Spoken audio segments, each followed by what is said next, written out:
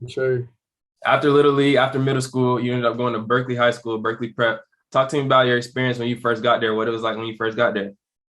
So it's definitely a culture change for sure. I had applied about a month before school started and somehow miraculously got in with Coach Sile and a few other people who helped me get connected through Berkeley. But that eighth grade experience was definitely a struggle. Academic wise, it was hard, but I mean, football was great. I mean, um, eighth grade, we went all the way, won the little or the little championship they had, so that was awesome.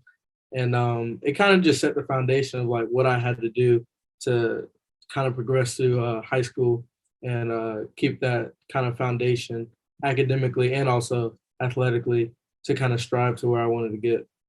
Definitely feel that. I went to a charter school called TCMS. When I got there, it was an adjustment for me, just Yeah. the level of work and stuff like that. Both of my brothers go to Berkeley now. I know Damien and Dylan both probably they had a nice little adjustment when they got to Berkeley as far as academics and obviously just daily life there coming. It's not the same as where we always come from. So I definitely could feel that for sure. You talked about winning championship in eighth grade, setting the foundation for your future high school career. Talked about the great coach that Coach Sayo is. What was it like when you finally got to varsity? You were surrounded by other high level players that graduated before you, that were in the same class as you. What was it like just being on varsity, setting the tempo for that? I mean, well, it was crazy. When I came in, we had Nicholas Petit Frere, we had Maya Hanatu, Joshua Youngblood, Jacob Hines, all great athletes and all great people. And it was just way different than anything I had experienced. Everyone's huge because you get that gap, like either freshman, sophomore, or junior, like y'all all play together. It doesn't matter how old you are. So seeing like that kind of competition, that size and that build kind of made me want to work even harder because I'm like, oh, I got to get bigger, stronger, faster so I can compete with these boys. And it was definitely hard at first, but once you get to learn the offense, defense, everything like that, it comes pretty easy. You just got to rely on your athletic ability.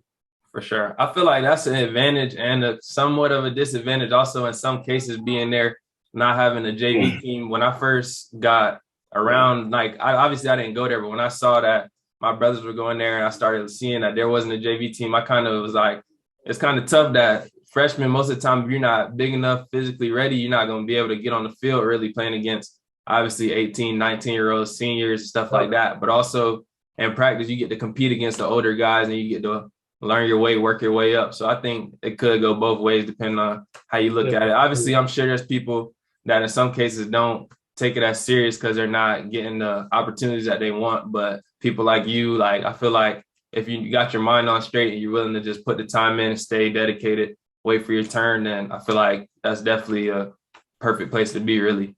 For sure, for sure.